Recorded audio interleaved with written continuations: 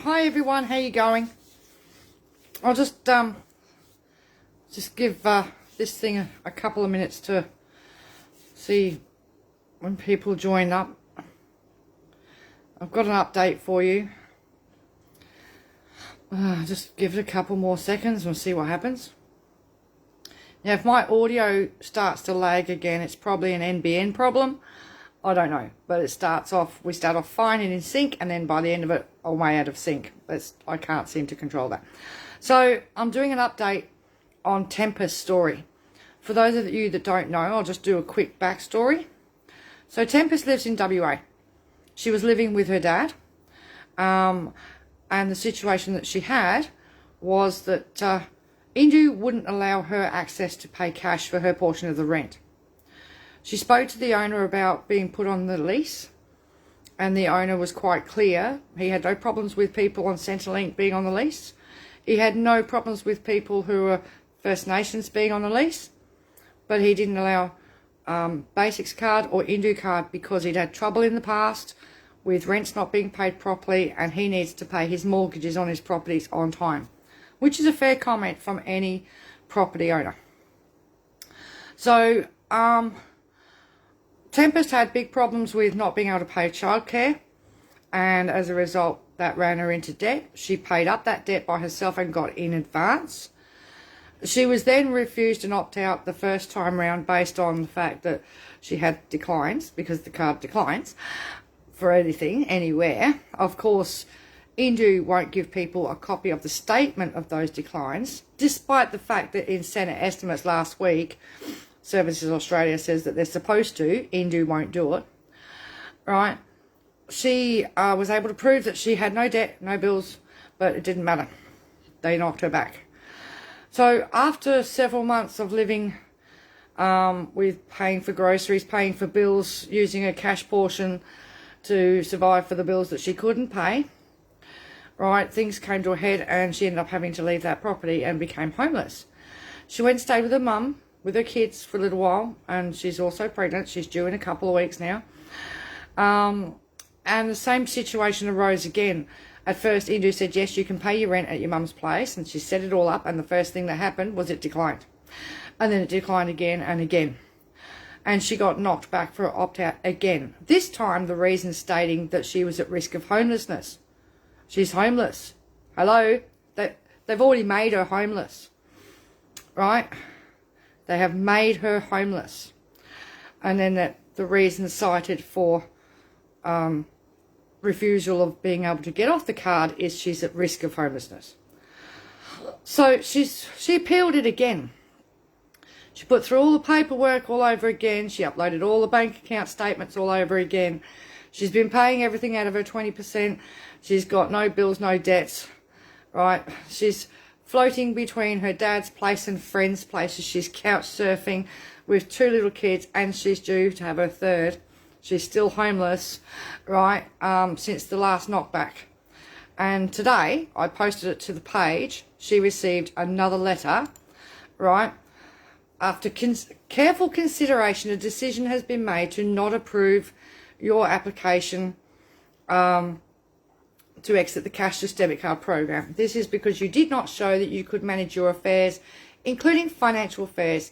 This includes your risk of homelessness, your responsibilities and circumstances. Now, Tempest is on this line with me here now, right? And she's just said, they said that she should have been getting a handwritten letter from the person she's staying with so they can continue to allow me to have my housing limit, whether it's friends or a motel or caravan park.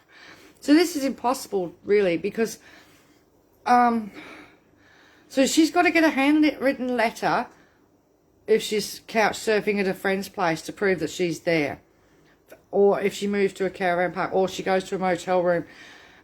This is just absolutely ludicrous. It's just getting worse. It is just getting worse. This is a whole family that is now homeless and couch surfing, right? Now, I spoke to Rachel Seward's office today, and I also rang Senator Sue Lyons' office. Tempest will probably be ringing Senator Sue Lyons tomorrow as well. It's a good idea that she make contact with the senator. Okay, Tempest, please make contact with either the Greens or the Labor senators in your state, because you need to take this to your housing minister at least, and you need to lodge formal complaints, and you need to get it pushed through to an AAT tribunal, because this is not good enough. I don't know how long now you've been homeless. It's quite a while. I know that. And this is just getting ridiculous. You know, people have jumped in on the thread on the no cash, just debit card page, and sort of like saying, oh, what about Centrepay? A lot of properties don't take Centrepay, right? A lot of childcare fees, a lot of childcare centres don't accept Centrepay either, and a lot of places just don't do Centrepay, period. It's not an option, right? It's very difficult. Everybody's circumstances are different. Everybody's bills are different. So you can't really generalise and say, oh, do this, do that to people, because that doesn't work. All we know is that this is making people homeless. And Tempest, you're not alone, okay? You're not alone. There are people up here that have lost their housing as well and had to move interstate just so that they can get a property, because the rental sector up here is no longer approving people who are on the cashless debit card in a sly way, because they can get the real estate agents to hide behind the 30% rule, and then use the excuse that your income is, you know, too low and you don't meet the 30% threshold criteria to be able to rent a property, when in reality, if you're on the Indu card, that's another barrier, because landlords don't want to be delayed anymore in their rents.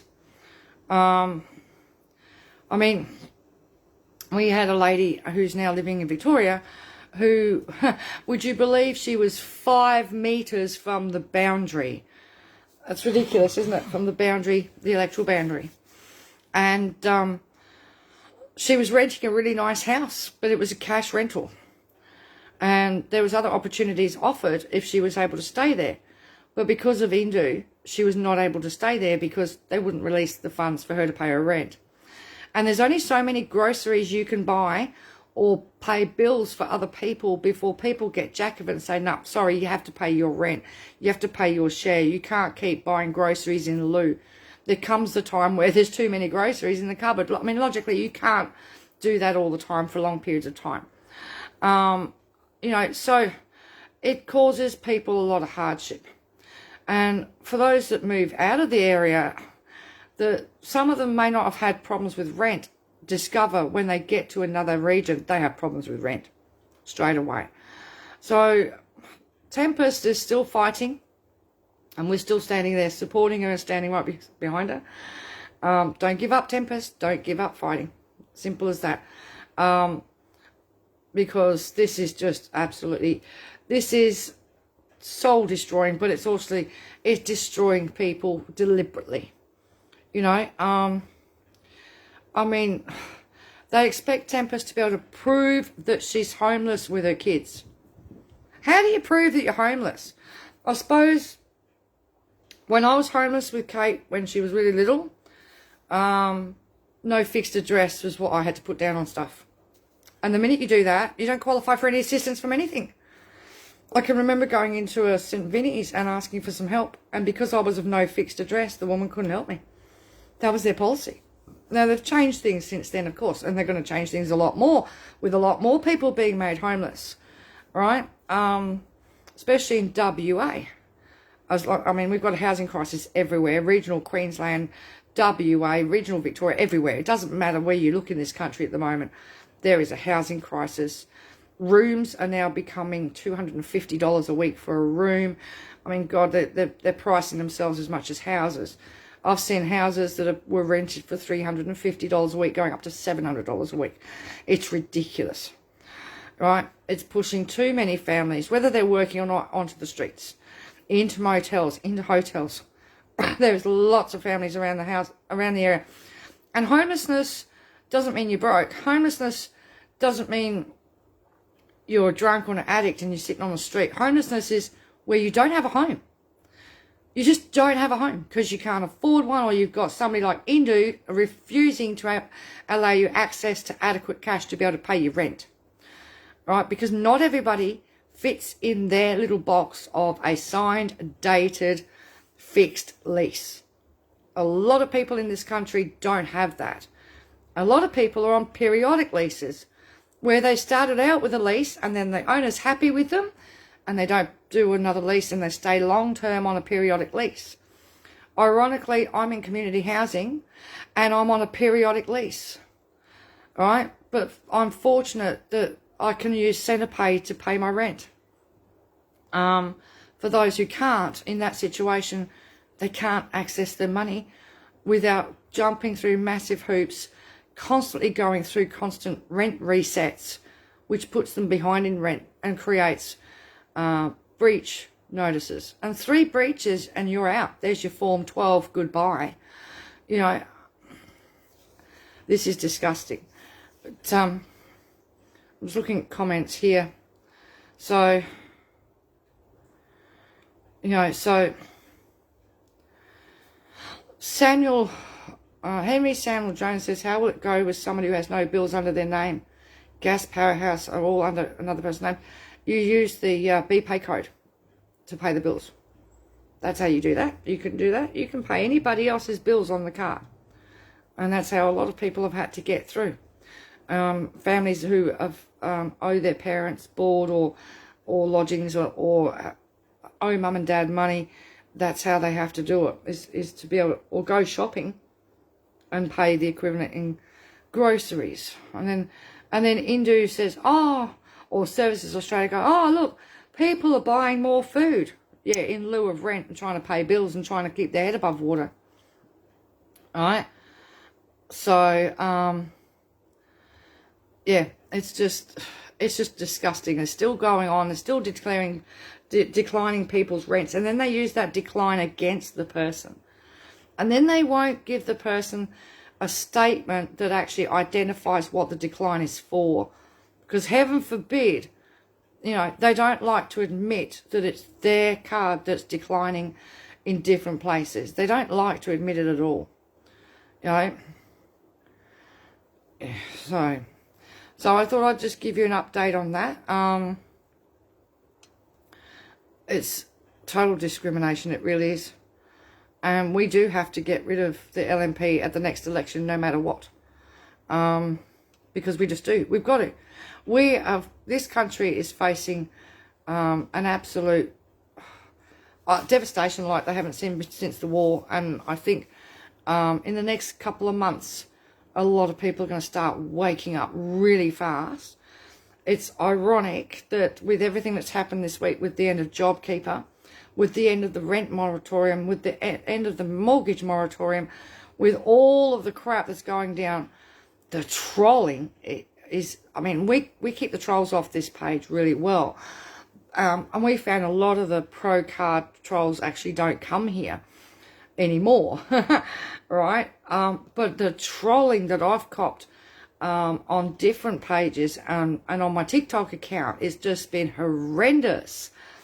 It sent all the LNP and One Nation fanatics into an absolute spin, and all they can do is keep moaning and trolling, and it's like, but they're not even going to be able to be blind to it. They can't keep denying what's happening in this country. The Get a Job crew can't yell get a job all the time. When people have jobs that are on the card, people can't get jobs, right? You know, yeah, it's just ridiculous what's going on. We need to just stick to sharing the facts. You know what I mean? Hi, Julie. You added me on TikTok. Ha! You would have seen I've been doing my block on TikTok. I got really stressed yesterday because all I'm trying to do is stand up for people, educate people about what's going on, and show some compassion, because I may not be a worker now, but I was a worker once before, and we don't need the division between workers and non-workers and between disabled and carers and pensioners. We need to unite against this because it impacts us all. All of these punitive policies everything that's being done to the people of this country impacts us all as a nation, right? But the first comment you see when you talk about JobKeeper ending is, well, they'll just have to get a job. And it's like, shit, they just lost their jobs. What part of, how are they going to get the job when they just lost their job? You know, what they're going to be reapplying for, and the owner can't afford to keep them on. We don't know the impact yet. We won't see it just straight away, but there's going to be a lot of businesses shut down that won't come back. And to me, this is to do with the multinationals, right? This is about the privatisation of our social security, as we already know.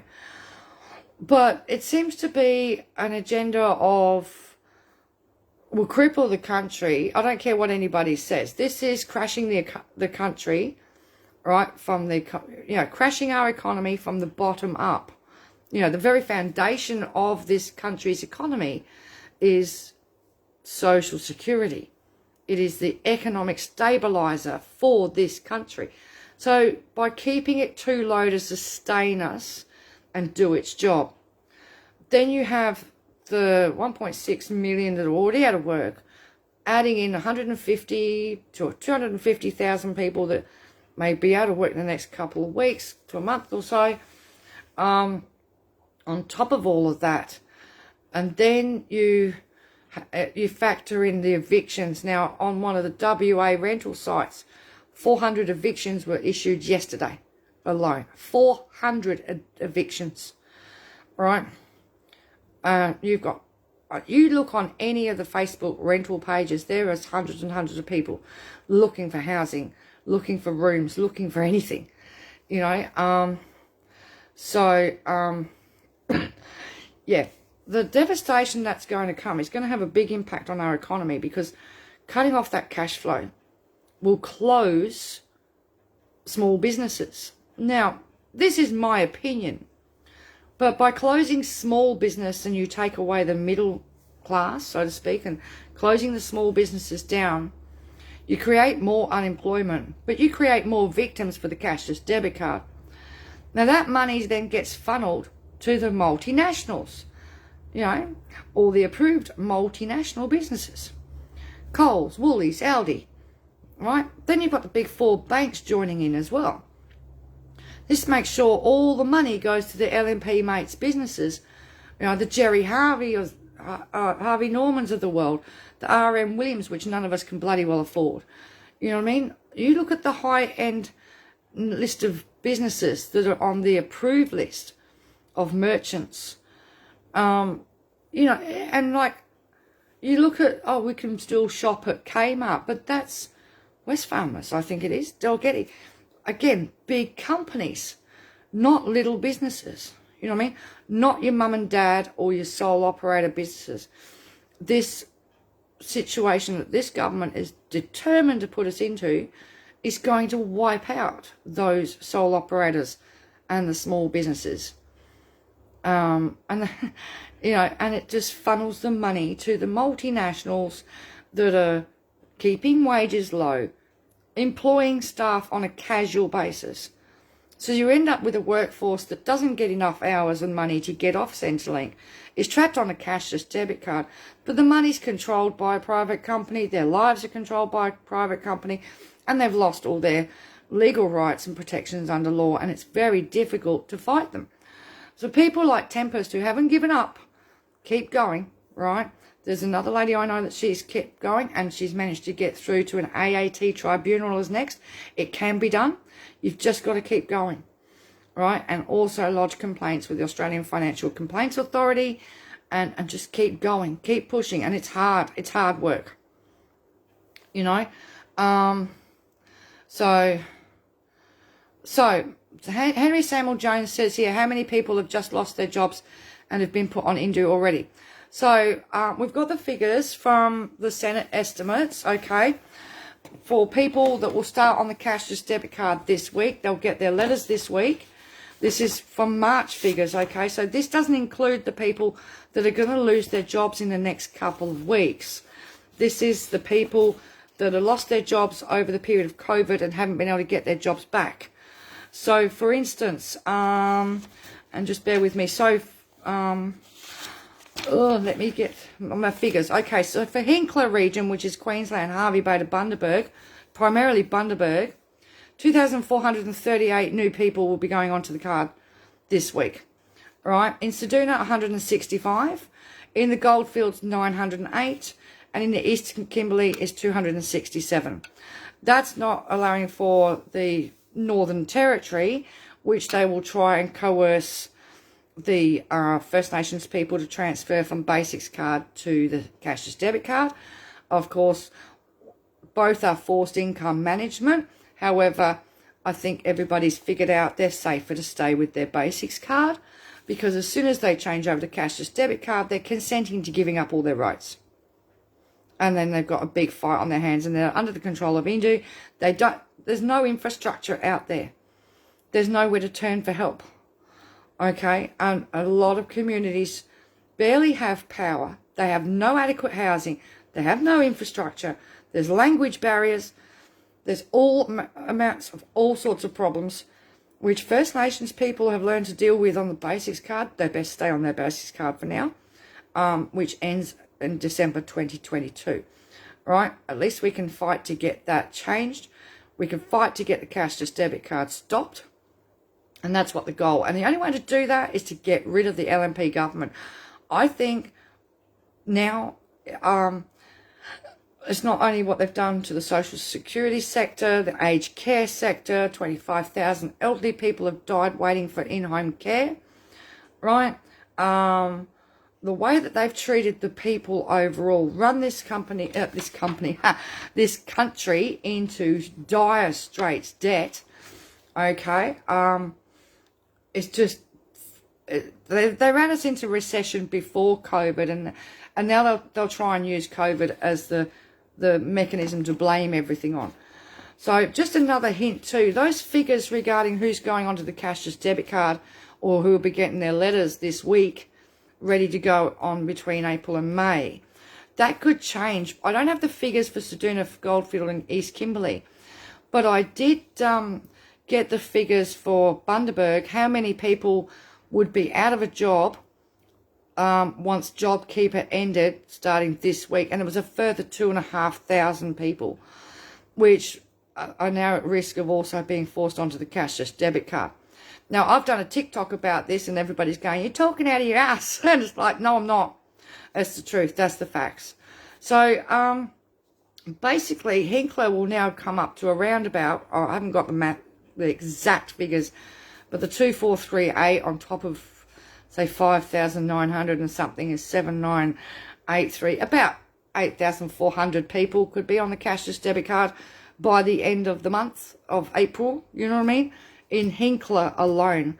That is a huge amount. The Northern Territory, they'll try and push to 25,000 people there. All right. Cape York has already transitioned. They've done theirs. They're all on the Cape York, the cashless debit card now in the Cape York. They've finished their transitional rollout that they started on the 17th of March. But it was a low number of people. Unfortunately, old age pensioners are all wrapped up in that as well. So they're probably going to get the rude shock of not having the supports that they had before, or the freedom of being able to get off the Basics card like they could before, because they can't get off the cashless debit card now. So there's a big shock coming from that. All we can do is be ready that when the new people come online and they start trying to get answers, is be ready to give them all the information and what they need to do, and how they can appeal to get off the card, or if they decide to not activate their card and then instigate appeals, go from there. It's up to them. Yes, there's the human impact is being ignored all the time by Services Australia. It's all about money, money, money to them. They are ignoring the human impact of this card. And they don't consider, I had a phone call from a lady who got off the card quite some time ago. But even to this day, one of the things that I've been spoken to about with people that have got off the card, they're left with a residual sort of PTSD when it comes to dealing with Centrelink.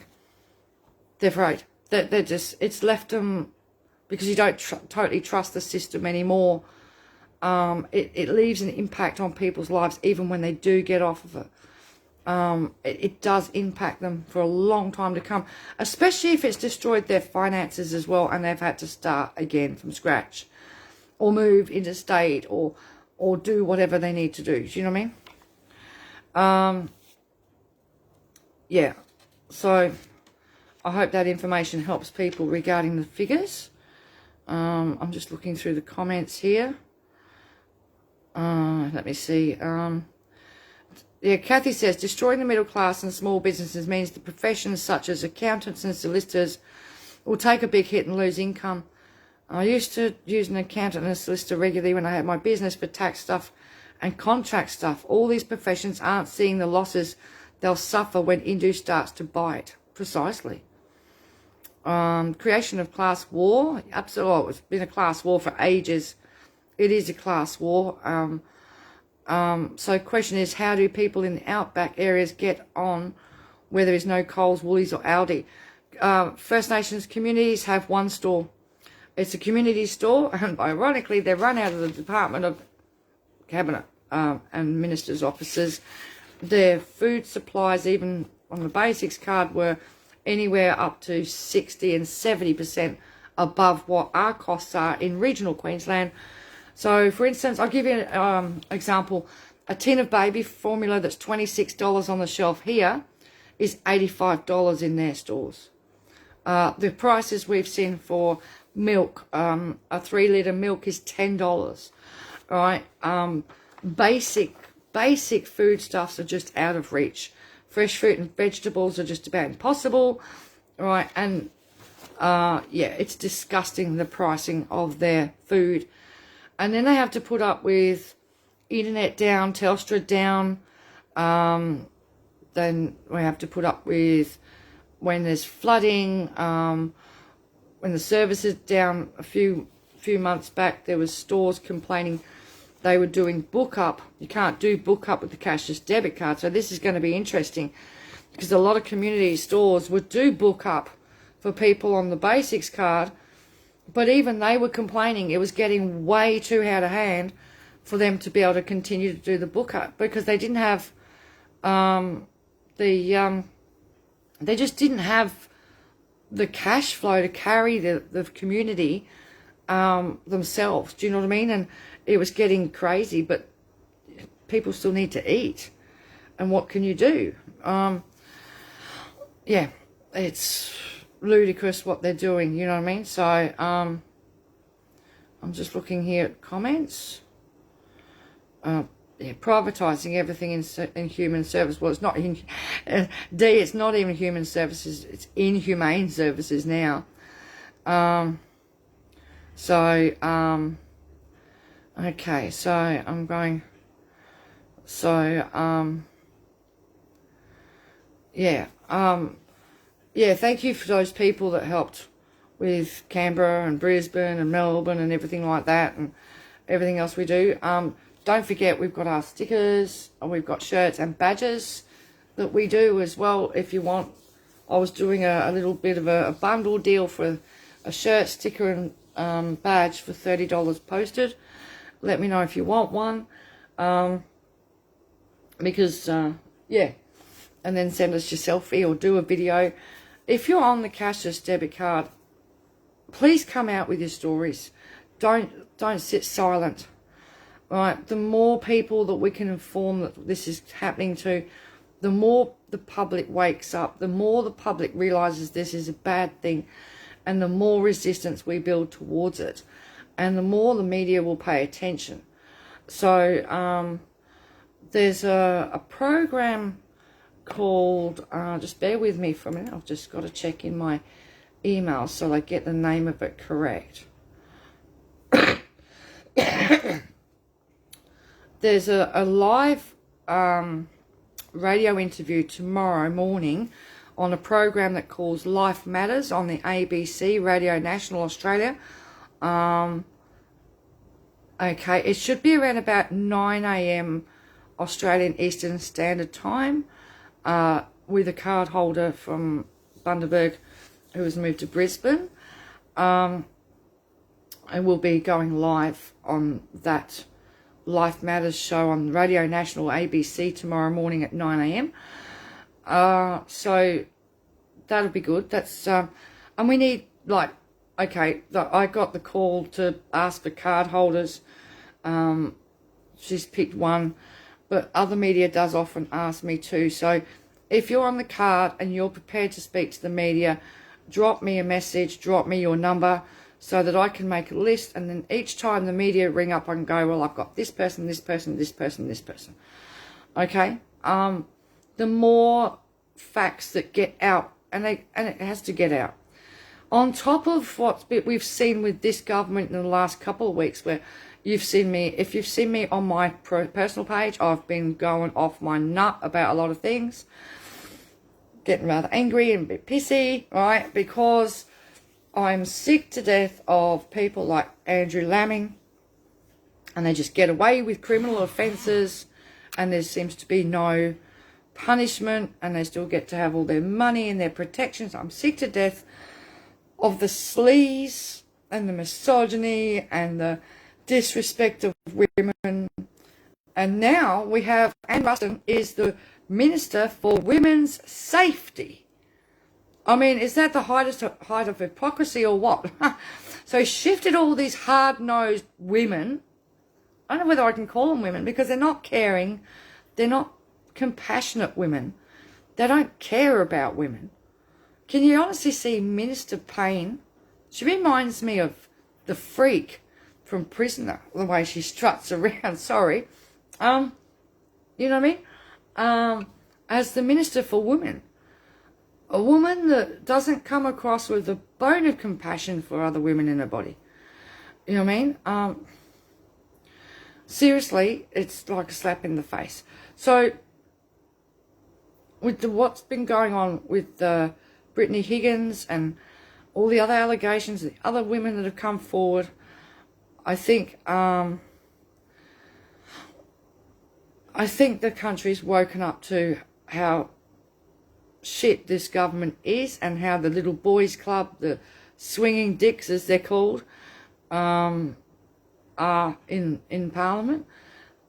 They're not a government. They're looking after their mates, they're looking after their corporate interests, and that's all they're doing, and they're narcissists.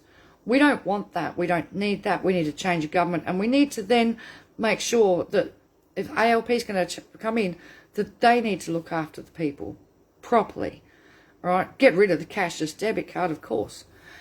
You won't change their voluntary income management model, but you will change them with the cashless debit card, because they've already put their foot down and said no to the cashless debit card.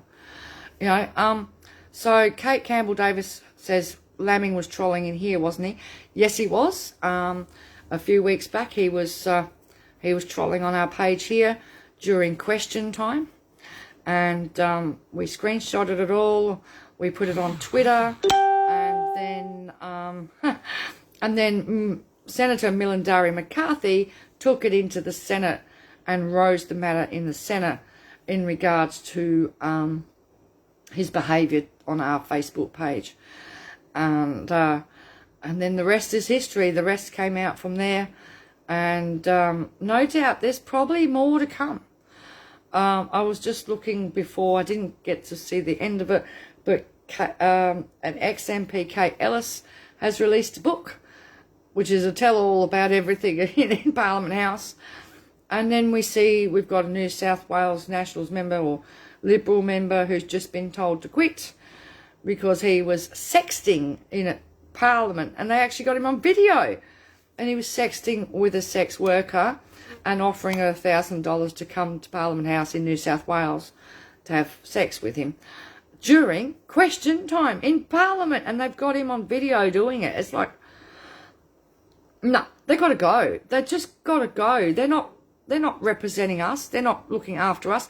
They don't care about the safety of us as women, or our daughters, or our sons, or our LGBTQ.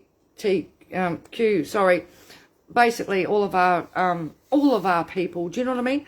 They don't care, because it's all about money, privatisation, and corporate interests for them. And of course, they've just kicked everybody down with the end of JobKeeper, the reducing of JobSeeker. Meanwhile, all of their big corporate mates got their big fat tax breaks, which means that they can put their money away. Jerry Harvey doesn't have to pay back his $22 to $26 million that he got from JobKeeper. And the other big businesses don't. But if you're $50 out in your figures, if you haven't estimated right as a parent that's working part-time, they'll crucify you. And this is where it's wrong. You know, we've got, it came out in Senate estimates, we now have 376,000 people and more, right? I'm just going whole numbers here, that are unable to work due to sickness and disability, that should be on a disability support pension but can't get it. You know, in a 12-month period, that's gone up by over 100,000 people that are too sick to work. But by keeping them on JobSeeker, they can't afford to see specialists, which means they can't get correct diagnosis, which means they can't get correct medicines, which means they can't get any help. And now we see how they've really tried to screw with the NDIS, and they want another private load of companies to do the reassessments, and they want to kick people out that suffer from fetal alcohol syndrome and acquired brain injuries, kicking them off the NDIS, right? Anybody could have got, and I think this is more directed at children as well. What sort of government do we have that withdraws funding and care facilities and, you know, supports for children with brain-acquired injury, brain damage? There's something really sick with these people. But you see, the UK system did the same thing. They employed a company called Atos to do that on all the people on disability, and then the ones that they kicked off of their disability, or they cut their services down to, it was so ridiculous that people were suffering, took away all their mobility aids so they didn't have their independence to even get out of the house. And in the first 6 weeks of their programs, right, 10,000 disabled people died in the UK when the Tories brought this in 2010. Since then, it's been well over 120,000 disabled people have died through not being able to keep up with their PIP, personal independence payments, right, because they've changed the system over there so much and these stupid assessments. And now they want to bring the assessments here where people who are not qualified, you know, you can have somebody who's qualified as a physiotherapist telling somebody who's been assessed, who has severe disabilities, and they have neurologists and neuropsychologists and neurosurgeons and pediatrics all involved.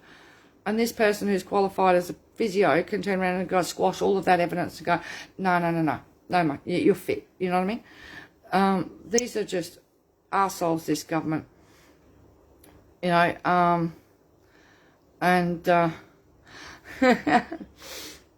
oh dear. So, you remember how I made the quip about, what's her name? Payne, reminding me of the freak from Prisoner. Somebody, Henry Samuel Jones said here, Michaelia Cash is vinegar tits. Sorry, I shouldn't say it. I get myself into trouble. Oh dear. So, oh dear. So, I'm just looking at the comments here. So,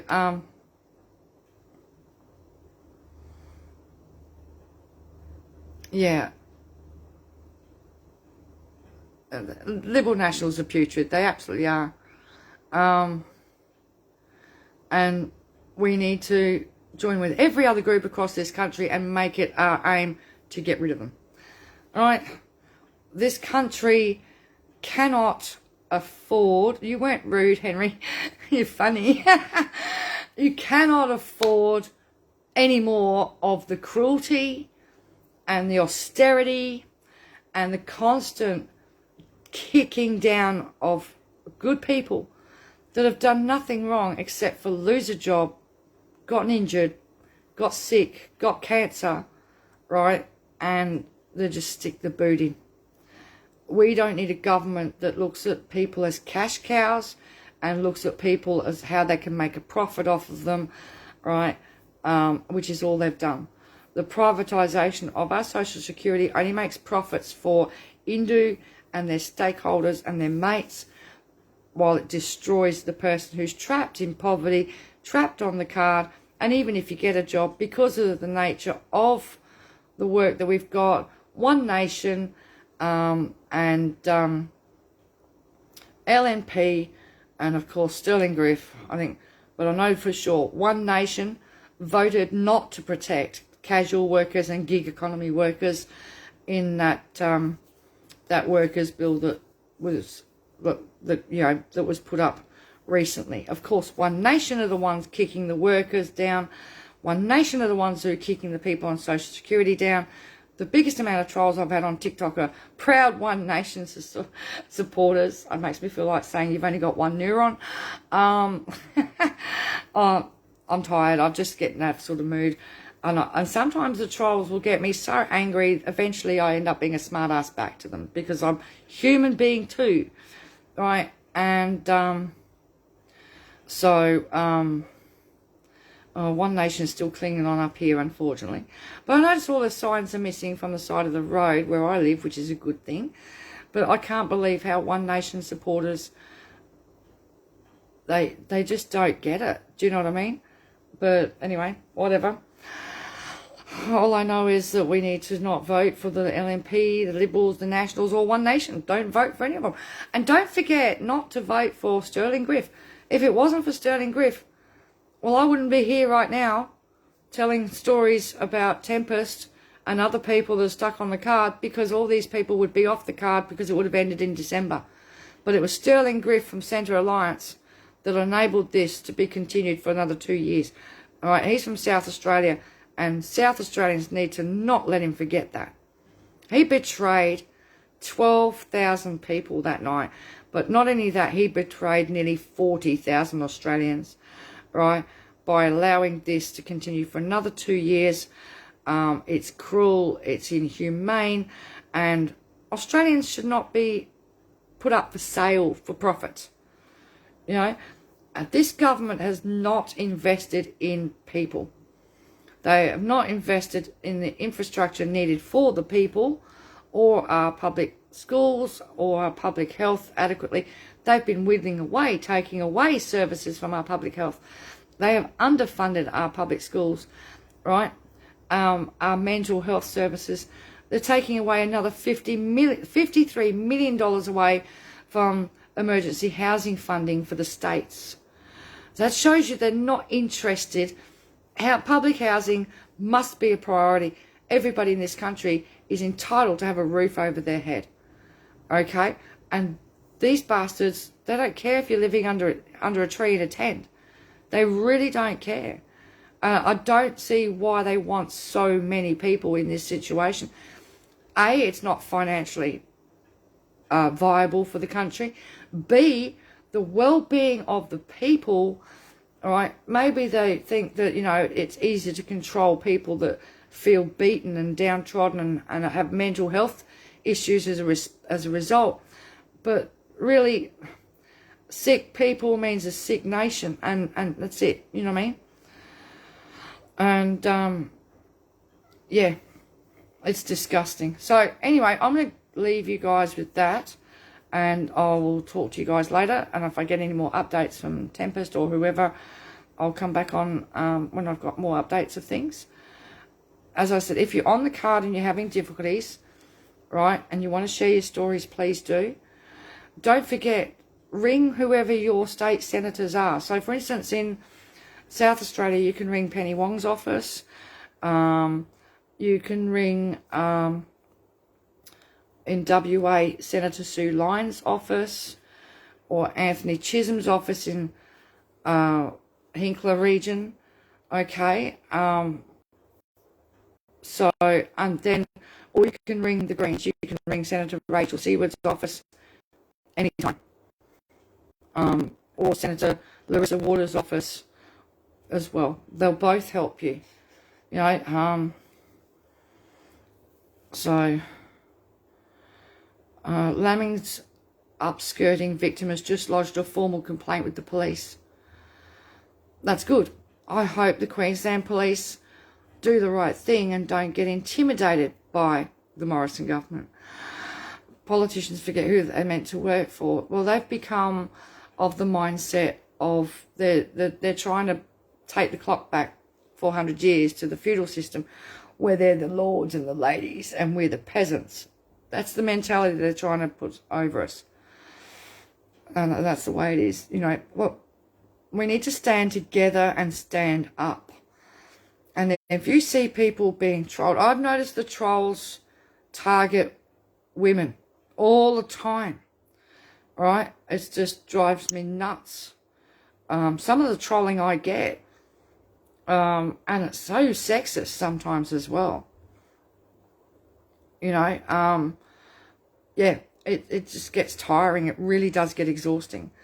But defend each other, stand together, and fight this, and keep standing together. That's all I can say to you guys.